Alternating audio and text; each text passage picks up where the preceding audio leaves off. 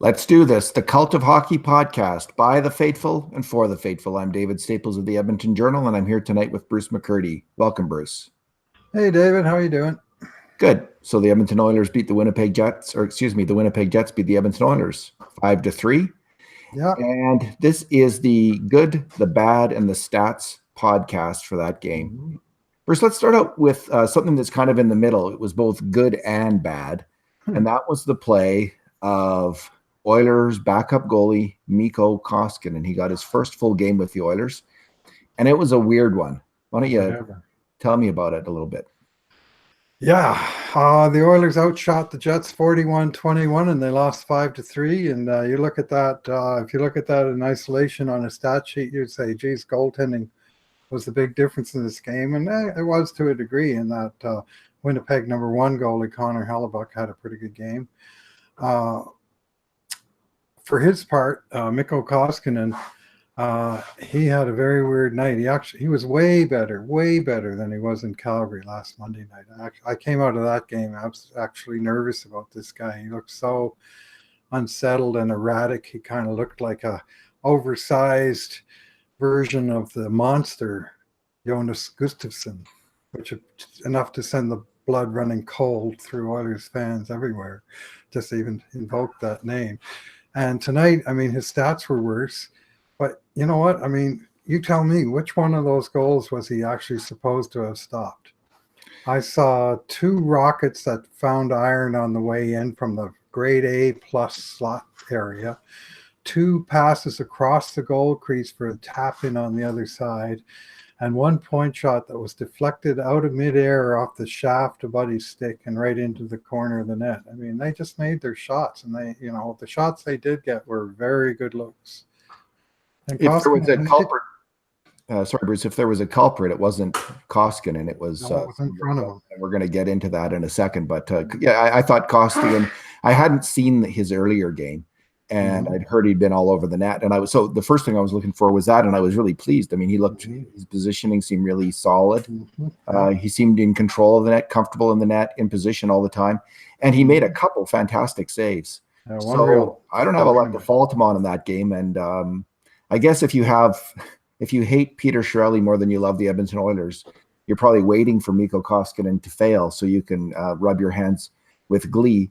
But other than that, I can't see why someone would be criticizing him on tonight's play. I mean, usually if someone does let in a lot of goals, and they're all tough ones, you can say, well, he didn't make any big saves, but actually he did make some decent saves. And the ones that went in, I don't know who's going to make those saves, because, like you say, off the post deflections, those are really tough shots. He might have saved the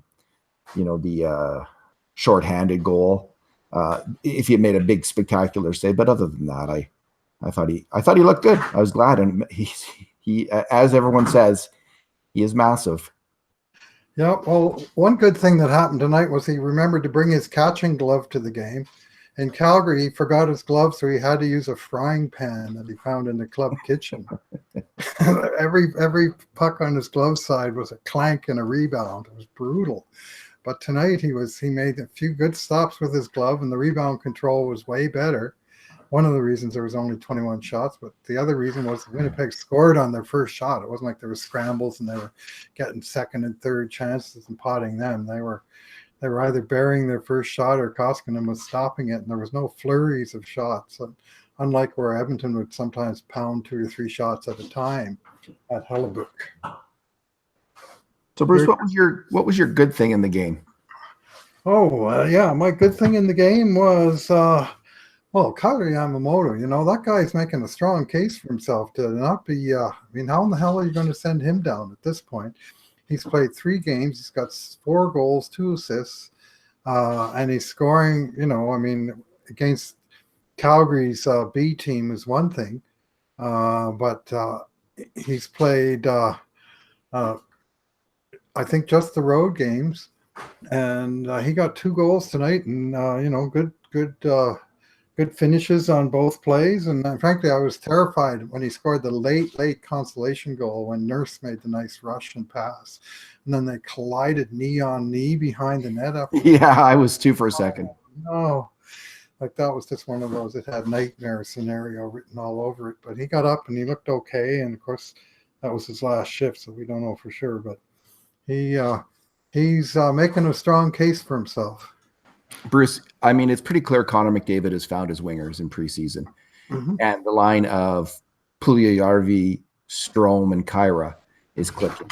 But I'm worried about Leon Draisaitl finding his wingers, and I'm not at all convinced yet that Lucic and Reeder are going to be those wingers. And it's, like you say, Yamamoto. It's hard to see how Yamamoto wouldn't be one of those wingers that line up with Leon Draisaitl at the start of the year based on preseason play.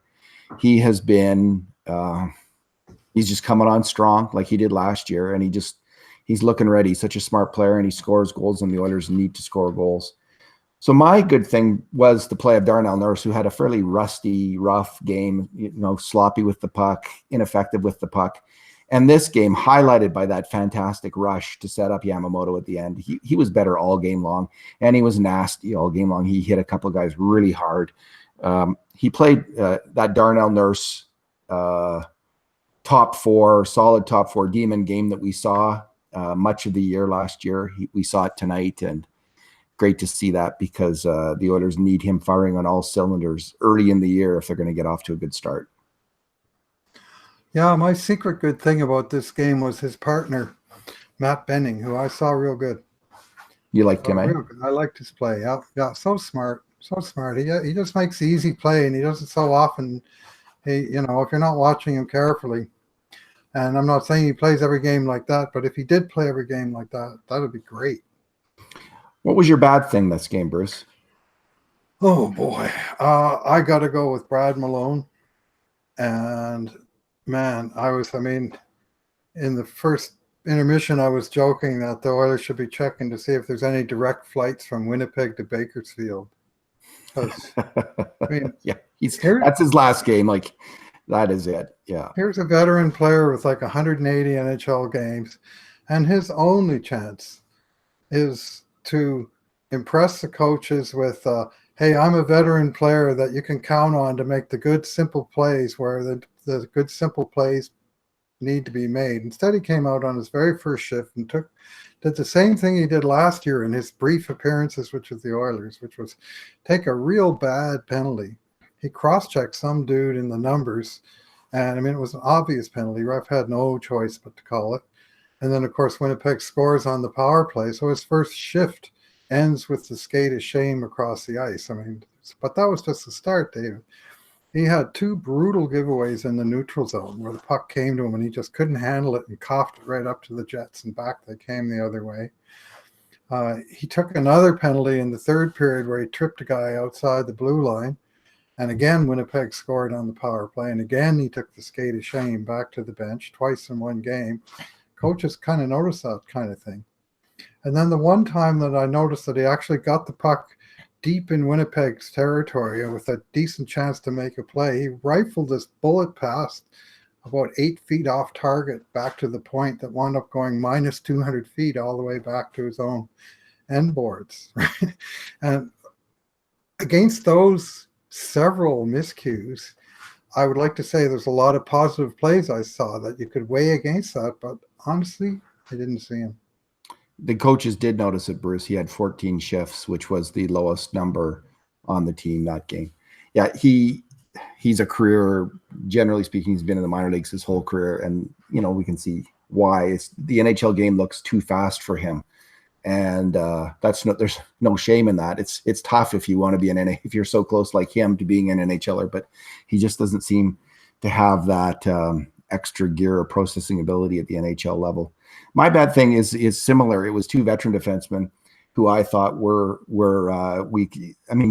Jason Garrison is trying to make this team. I think he's 33, 34. I don't know why he's still getting games. I guess they honestly, like, the first game was so bad and this game wasn't any better. He's constantly losing. He's slow to the puck in the slot. And it's just, for me, watching him play, it's just such a flashback to these last 10 years watching the Oilers, 10, 11 years now watching the Oilers, and all of these defensemen who kill the team, these weak link defensemen who can't get it done defensively, kill the team in the slot with their weak play. and lead to goals against. And that's Jason Garrison right now. Yarabek also had a moment like that. And I'm really picking on him for that one moment. Although I am starting to notice a general lack of speed in his game. He can seem like a pylon. And I think it was the fourth, it's the fifth Winnipeg goal. Oh man, Bruce. He just got whipped. He got pyloned at the blue line. The Jets player just whipped right around, and then poor Ryan McLeod, a forward, is there to try to stop a 2-on-1, and the goal came at that point. But Yarabek has got to do better on that play. And again, this is another one of these decade of darkness defensive maneuvers where the defenseman gets beat like that, and you cannot have it. You can't have, especially your third pairing demon who's you going to play against tough competition. And I thought, in terms of the competition for that third spot, I'd be going right now with Kevin Gravel over Yarabek. If that's the choice, I'm going with Gravel, although it might be, of course, Evan Bouchard. So that's my bad. Well, we got to give him credit, though, for it was CJ Seuss that burned him on that play, right? I mean, sometimes you just get beat by a better player. Yeah, but CJ Seuss, Bruce, is in a household. That's the first time I've heard. That's kind of my point here, yes. Oh, okay, sorry. I missed your joke. Another drum roll. You needed the drum roll, man. Larry Mullen Jr. You had to pull it out. I'm going at my screen, and I'm going, who the is CJ Seuss? Well, they were talking about him on the broadcast as being as fast. I thought you knew something about him that I didn't. He's fast. Yeah, he looked like Miles Wood on that play, at least compared to Yarabek. Now, I didn't see Yarabek as bad as you did, or maybe that. I mean, I did on that one play, but I saw some real crafty plays, mostly around the blue line, 5 feet outside to 5 feet inside the blue line, breaking up plays before they ever got going, and just what the stat heads call zone denials, and which is the best outcome when the other team attacks the zone, that they don't even ever get into over the blue line. And he had a few of those, and something to watch for. I think that's his game is one of craft as opposed to blazing speed and dripping talent. I'm not against zone denials, but man, I am all in favor of slot denials. And when you're that demon who allows the slot to the opposing team, you're trouble. Harrison got burned on both power play goals and one of the even strength goals. Yeah, all went through his side of the ice. So Bruce, my stat is 15 is the stat, and that is the number of shots created by one Oilers line in this game. Kyra, Strome, and Jesse Puljujärvi. 6 shots for Kyra, 5 for Strome, 4 for Puljujärvi. And I didn't count them up, but I'm going to guess at least 3 of them, maybe 4, maybe even as many 5 or grade A chances. There was a lot of really good scoring chances among those. This line is playing very well.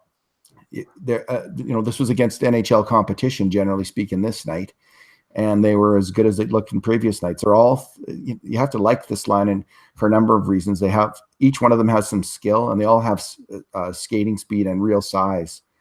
They seem to be playing well together, and I find it very encouraging that the Oilers actually have a functioning set third line. Now, I'm again worried about the second line, but this third line is certainly going strong, maybe to the point where you think, maybe Draisaitl should have Puljujärvi and Kyra as his wingers. Maybe that should be the plan. What's your stat, Bruce? My stat is 22 wins, 39 losses for 36% in the face-off dot. They just were losing possession right off the draw, and obviously that didn't carry over onto the shot clock, which Edmonton dominated. But they were starting without the puck a lot, and particularly the pair of Kara and Strome, who I kind of saw this coming. We talked about this in a podcast this summer, if not twice, about them possibly being joined at the hip so that they can have a lefty-righty so they can take face-offs on their own side of the ice, which they did tonight.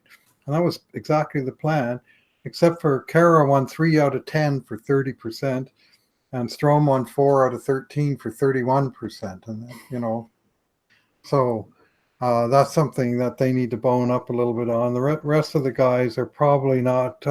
Brodziak, he was the one guy that came out on top, 57%, and that's what you expect from him. And really, the Kara Strome guy. Otherwise, we're of course going to see Draisaitl and McDavid taking the lion's share of the draws, and neither of them was around tonight.